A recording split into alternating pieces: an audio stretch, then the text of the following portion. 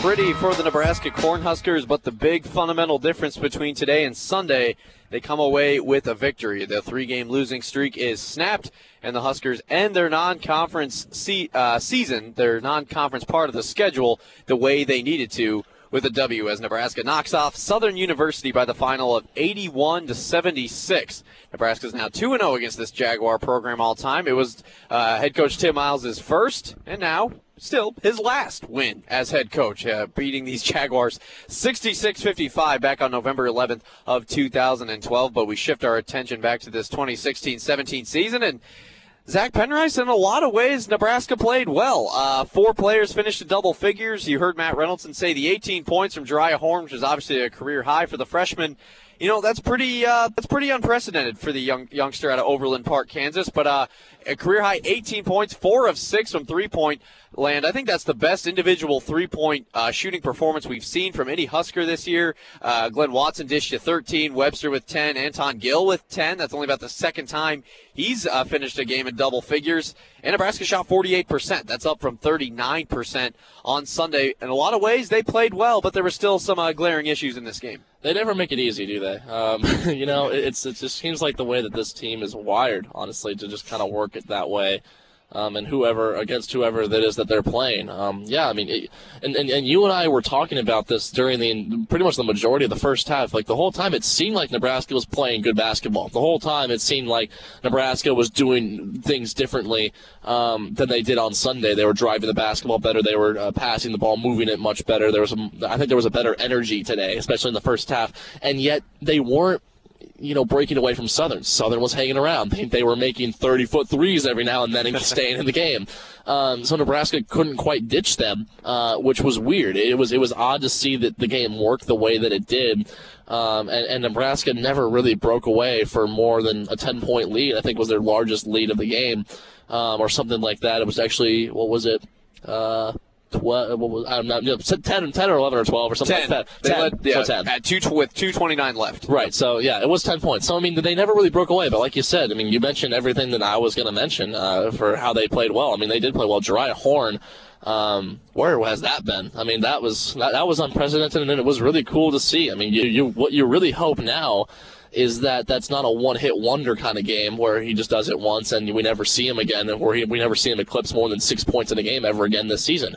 You don't want that. I mean, Nebraska's, like you said, we know that Ty Webster scores. We know that Glenn Watson can score, but Nebraska doesn't have a designated third go-to man, and I would not be surprised to see, in 8 days when they walk into Bloomington to see Jariah Horn in the starting lineup. I know it'd be crazy to think of it that way this soon, especially after this game just happened. But, I mean, he played well tonight, and the kid deserves it if he actually ends up in that starting 5. And, I mean, hats off to him. He played really good basketball tonight. Well, yeah, and, if you start Jariah Horn, what do you really have to lose there? I mean, exactly. What's the better alternative from the perimeter at this point? Yeah, you're a 6-6 team, and you're going to Bloomington, Indiana against the number 16 team in the country who is likely going to win the game. I mean, winning at Assembly Hall against a bad Indiana team is really hard to do, let alone a team that is extremely good, that has a good chance to be a top contender for the Big Ten Conference this season. So, yeah, there really is nothing to lose. And, I mean, Jariah Horn, I think, has earned a spot or earned a chance to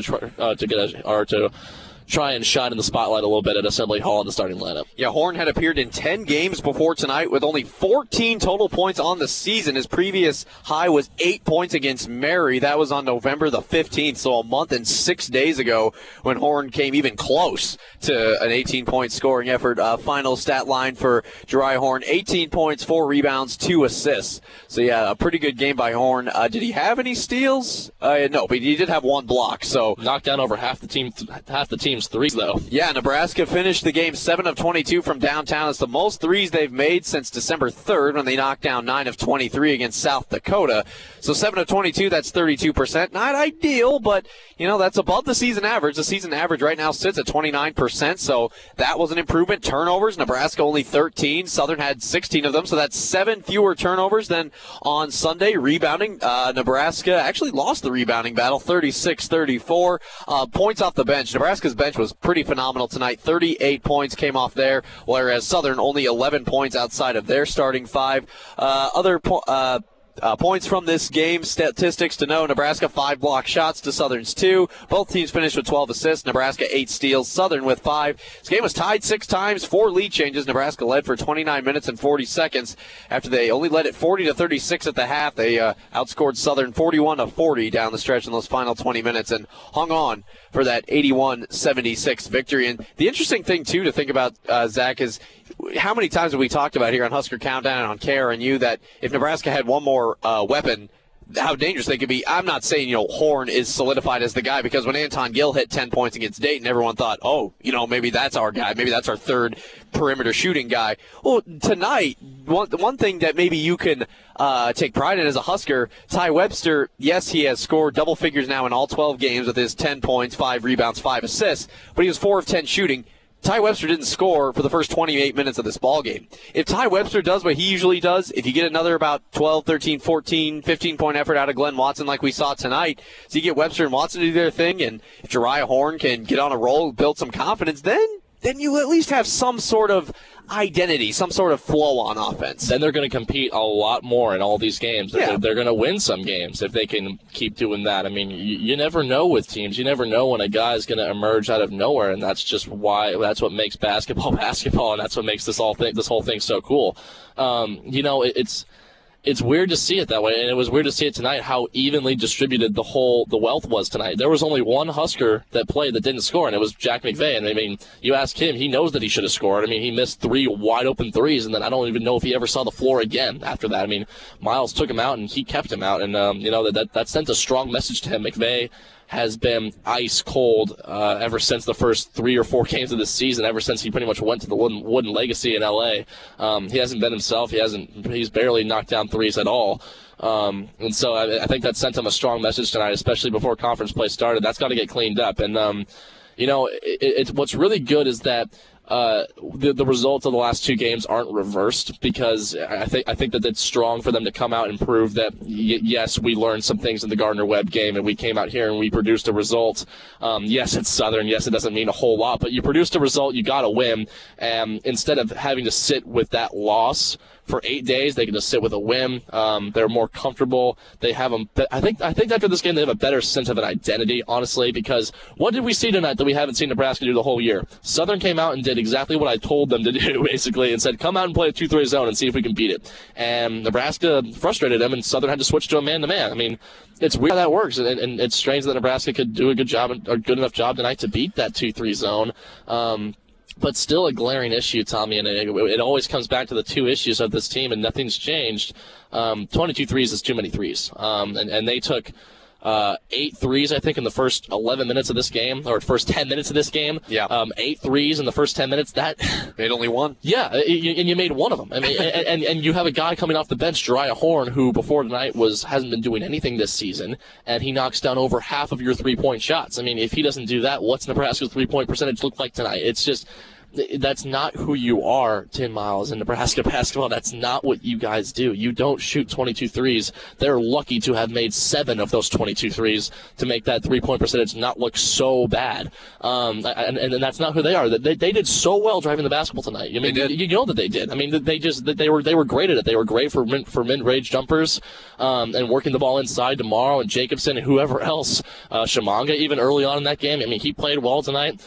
So their identity is not to shoot threes. They're not a good 3-point shooting team, and that's not going to fly. That's not going to cut it. The other big problem is free throws still, and that's been a bright spot for this team for the greater part of this first 10 games. Yeah, for the greater part of this non-conference schedule. Since then, it's dropped off the face of the earth. Tonight, last game, it dropped off again tonight. 67% from the line. They shot 30 free throws, only made 20.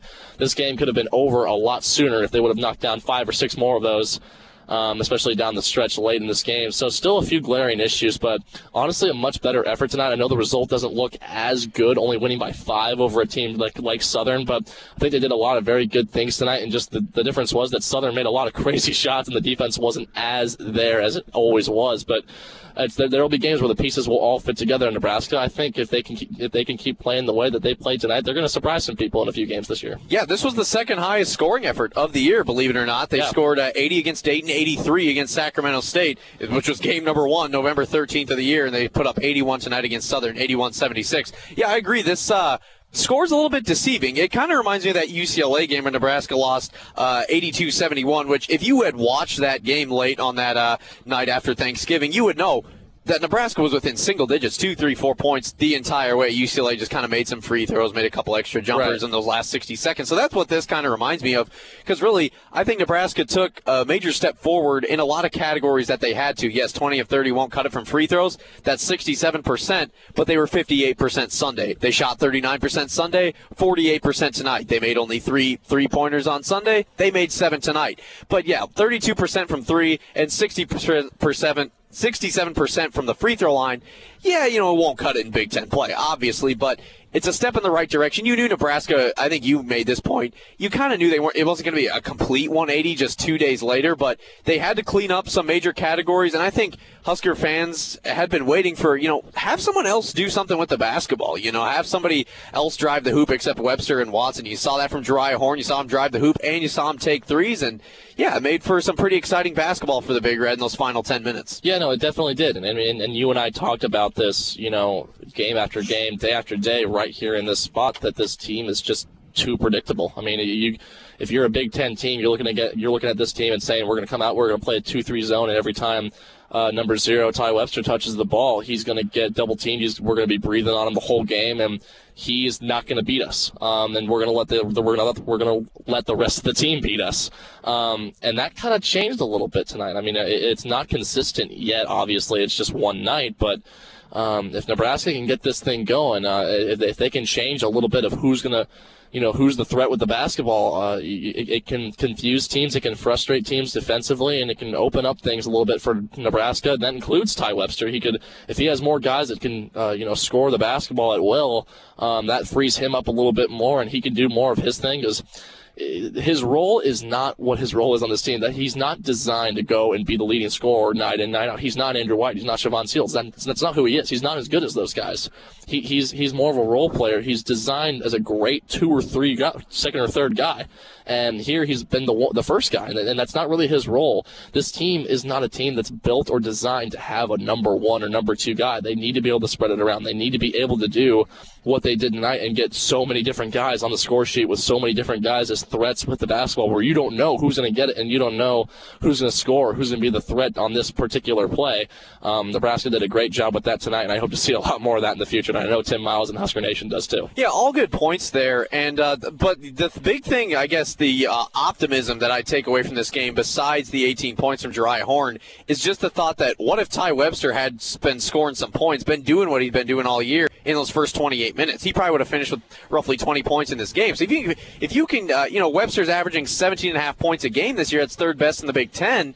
If he continues to average that, I mean, tonight was, a season low for him with 10 points. So if, he, doesn't play like he did tonight against conference play, if he is normal Ty Webster, if he is 2016-17 Ty Webster, and those other 8 guys around him can contribute, then you might have a more dangerous basketball team.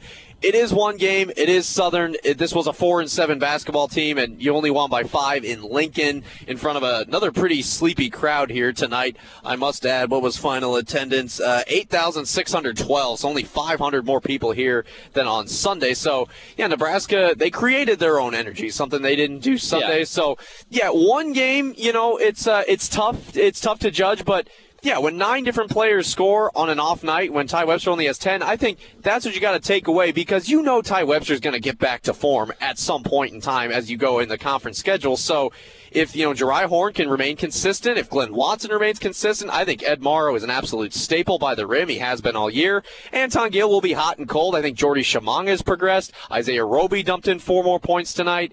You get all that going. Evan Taylor, season-high 8 points. I mean, saw some pretty encouraging pieces from those young players tonight. If those guys can continue, Nebraska can get 38 bench points in a game. They're doing something pretty good. Yeah, and isn't it fun to be a little optimistic about this team? I mean, even if it's just for a second. I mean, isn't it? It feels good right now. I mean, this was a unique performance to a team that we've called predictable, that we've pretty much defined as we know what's coming. Webster's going to score 20, Watson's going to score 10, and this team's going to put up 60 to 70 points and maybe win by 5 or lose by 10. I mean, that's just kind of what this team's been doing every single night, and tonight was so different. But I mean, and the scoreboard doesn't show that it was different, but it was. It just was different, which is cool. But it's just so easy to just be so pessimistic about this team, and I mean, that's kind of what we did in the pregame a little bit tonight. But I mean, this team kind of gave us a reason tonight to be a little bit more optimistic. That it doesn't prove a lot. I still think that going to Indiana and Maryland to start Big Ten play is a death sentence. Personally, I mean, honestly, that's just what it is. Yeah. I don't know if anyone else in the Big Ten has a draw that tough to start off things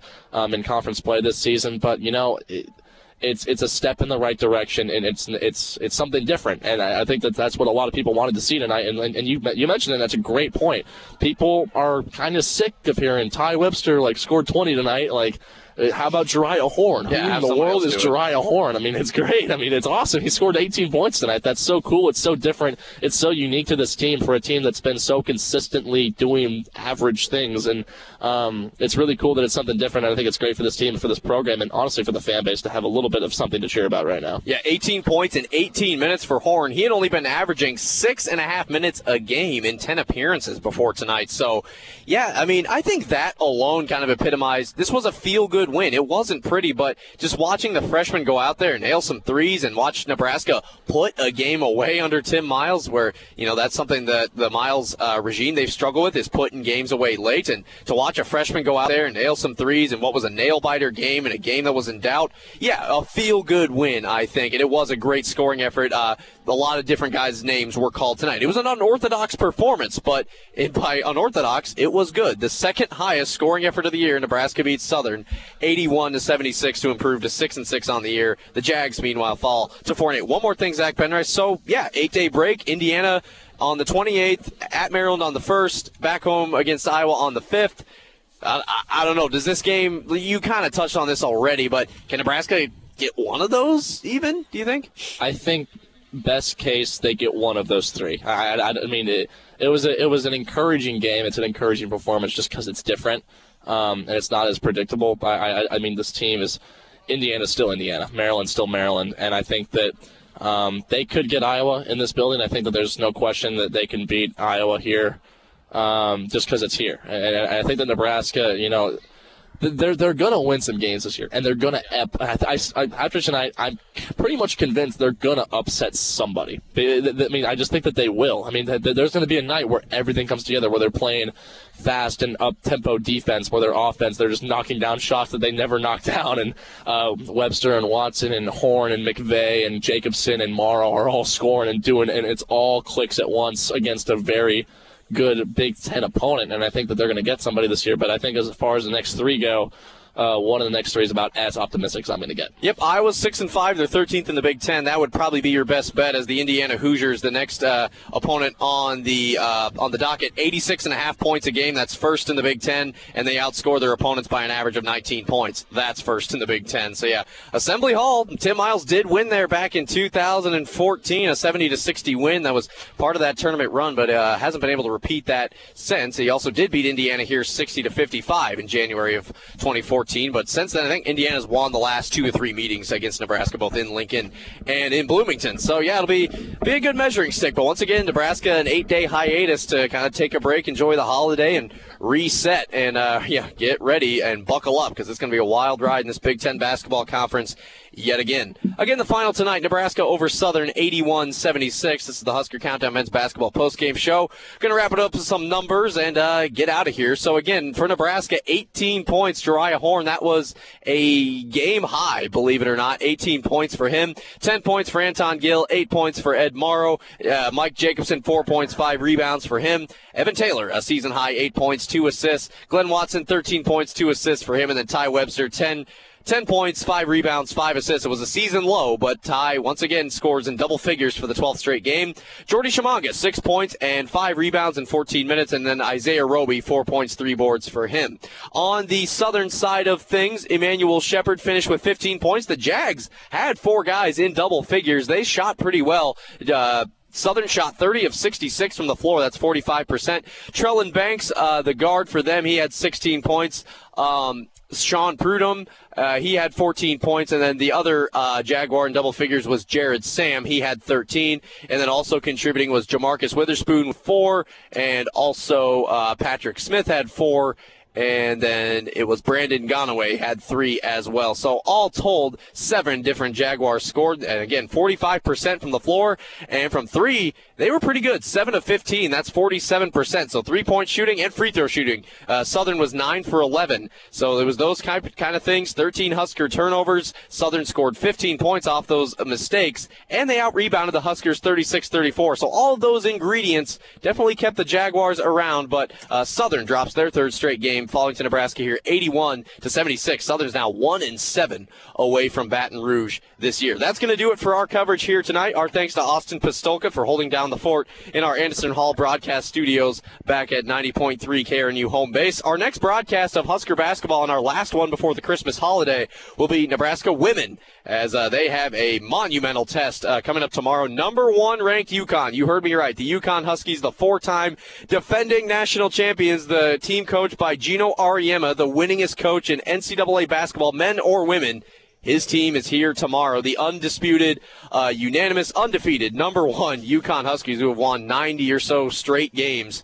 Come and play Amy Williams' Huskers. That'll be a memorable night for Amy Williams, win or loss in her inaugural season. The opportunity to play that type of team. It'll be fun. It'll be a good atmosphere. Kellen Havikin and Colton Stone have the call. 7:50 pregame, 8 o'clock tip. Bit of a later game on KRNU, but we hope you can join us. And then our next broadcast of Husker men's basketball will be January 5th when the Huskers take on the Iowa Hawkeyes. I believe that's a 5 o'clock central tip, so we'll have Husker Countdown for you starting at 4:15 in the Big Ten home opener. We're excited for it, and we're also excited to take a little break for the holidays, as I'm sure you are. So join us tomorrow, 7:50 pregame, 8 o'clock tip, Nebraska women against number 1 UConn. For Zach Penrice, I'm Tommy Rezach, saying so long from Pinnacle Bank Arena in downtown Lincoln. Again, the final, Nebraska snaps their 3-game losing skid, defeats Southern 81-76. They finish the non-conference schedule at 6-6. They face Indiana on December the 28th. That's a Wednesday from Assembly Hall against the Hoosiers. I'm Tommy Rezach, once again signing off on 90.3 KRNU. This has been Nebraska Basketball on UNL's official student radio station. Have a great night, everybody.